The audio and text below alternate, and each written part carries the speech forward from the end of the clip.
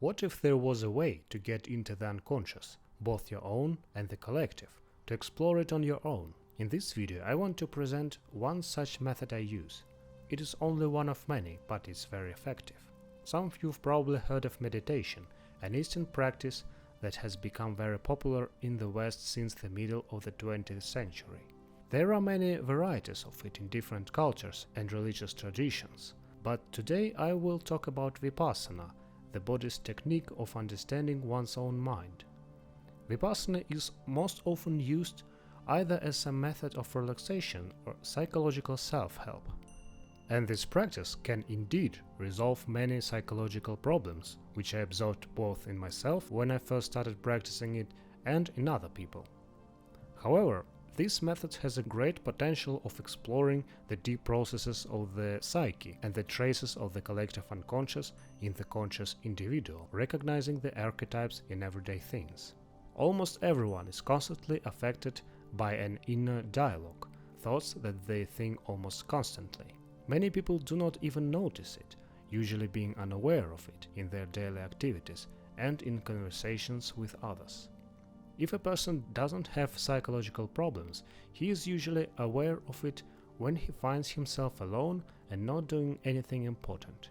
Whether you notice it or not depends on your ability to become aware of the processes within yourself, and as you practice meditation, this ability is strengthened and trained like a muscle.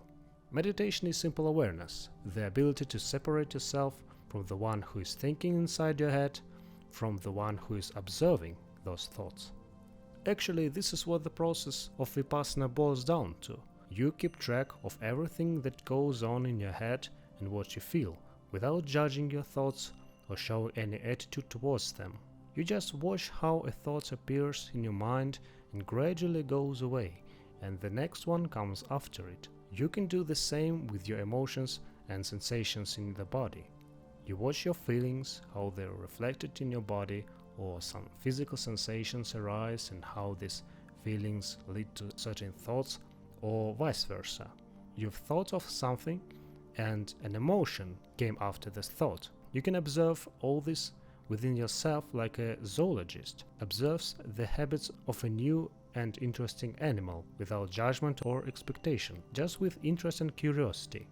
Such practice concentrates your mind on yourself and will gradually take yourself out of the inner dialogue. If you have any psychological issues, however, the internal dialogue can become more intrusive, destructive, and self-deprecating. You may just cycle through all these negative thoughts and can't get rid of them. In these cases, meditation can help you, because these negative thoughts are not productive, do not motivate you in any way, and do not help you. Even on the contrary, they can lead to neurosis and depression. Pure awareness, being in a meditative state, has an amazing property of calming the mind and reducing the intensity of the dialogue. And although most often people engage in meditation precisely for relaxation, I want to describe a method of exploring the unconscious through this practice. So, how does this process of exploration take place? The method is similar to the work of an archaeologist. Here's the thing. The thoughts that you are aware of are just the tip of the iceberg, or rather, I like how the Buddhists describe the process. A thought is like a fish in troubled water. As it gets closer to the surface, you see it. But when the fish sinks to the depths, to the unconsciousness, you lose the thought, or you get carried away by a new one, and the process happens again. There are many such fish in the depths, and I would say that most of them never come to the surface. As you meditate and let the thoughts come and go, and as the internal dialogue fades, you can focus and hold your attention to one particular thought or idea, keeping this fish from going into the depths. You just observe it in your mind, not judge it in any way, not express any attitude towards it. The only thing you can ask yourself is, where did this thought come from? Why did it come to me? And the answer may come to you from the depths, and the answer is very clear, because your mind is empty of any other thoughts. The more you progress in this practice, the more you understand why you have this thought, what it is related to, and what other deep ideas and beliefs are behind it. Because underneath this thought stream that you are aware of now are other thoughts that you are not aware of, but they do exist. Underneath that layer is another, and the deeper you go, the better you understand the underlying motivation behind not only the thoughts, but the irrational manifestation of it, the desire, the emotion, or some other strong feeling, because one deep thought rules a more shallow one, and the deepest thoughts have at their core not only your personal unconscious, but the collective unconscious as well.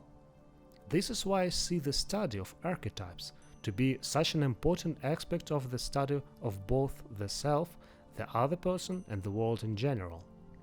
Moreover, using some archetypal imagery may help you to get a source of power if you're not afraid to be carried away by it. There will be a video about the way the archetypes work on people too, the mechanics of this process, so to speak. But for now, let's continue with this video. So, meditation works as a vacuum cleaner. By calming and clearing your consciousness from the stream of thought, you leave a certain one thought on which it is easier for you to fully concentrate on and explore. It is as if you're pulling to the surface of the conscious mind the contents of a deeper parts of your psyche. This method is not quick, and even if you meditate for 20 minutes a day, it may take several days to weeks before you manage to just quiet your inner dialogue. In general, our whole decision-making process is much more complex than we think, and even if you just want to buy a can of soda, your brain has already done a lot of work for you, explaining to you why you need it. Who knows, maybe you bought it the first day you met your best friend as a child, or in some other case. In 2008, a team of scientists at the University of California at San Diego conducted a brain research.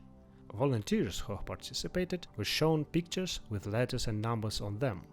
The participants had to press a button when they saw a particular letter or number. The participants' brain activity was measured using an electroencephalogram. The researchers found that the participants' brain began responding to letters and numbers a few tens of milliseconds before they were aware of their presence. Moreover, it took between 200 and 500 milliseconds for them to consciously report the object.